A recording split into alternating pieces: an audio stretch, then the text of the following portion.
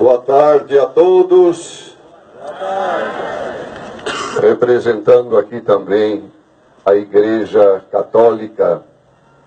O que é a Igreja sem o povo? Em primeiro lugar, estou aqui para reverenciar os caminhoneiros, os agricultores.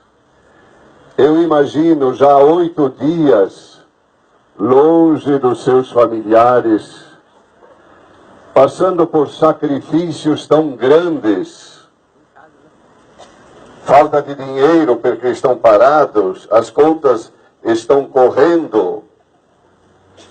Mas não basta só dizer vivam os caminhoneiros, vivam os agricultores. Nós precisamos também fazer a nossa parte.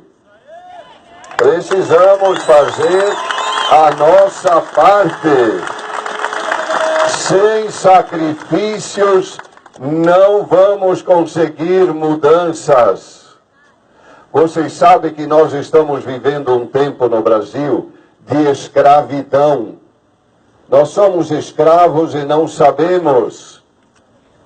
70% daquilo que nós ganhamos é para impostos.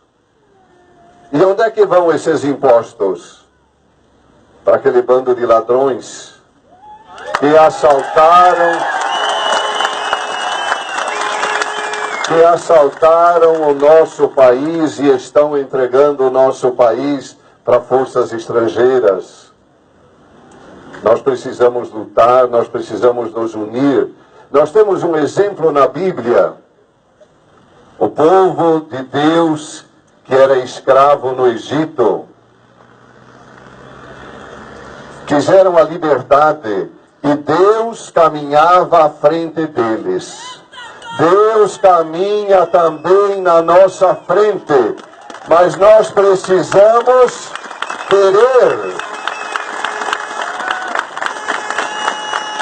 Vendo um pouco os meios de comunicação, que são bastante tendenciosos, falta isso, falta chuchu, falta mamão. Nós vivemos sem chuchu e sem mamão e sem verdura. Tendo só feijão a gente vive. Basta ter um feijãozinho que é o melhor alimento.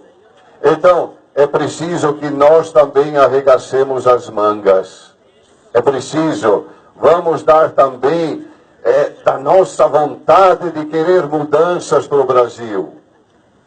E quando convocam, se de repente amanhã ou depois convocam uma greve geral, vamos juntos, como se diz, já que foi a vaca que vai a corda. Não é verdade? Vamos lá, precisa mudanças.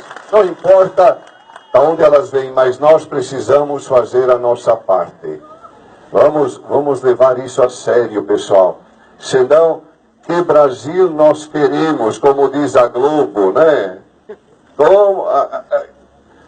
Olha, não ligam mais a Rede Globo, por favor. Não assistam mais. Quem assiste a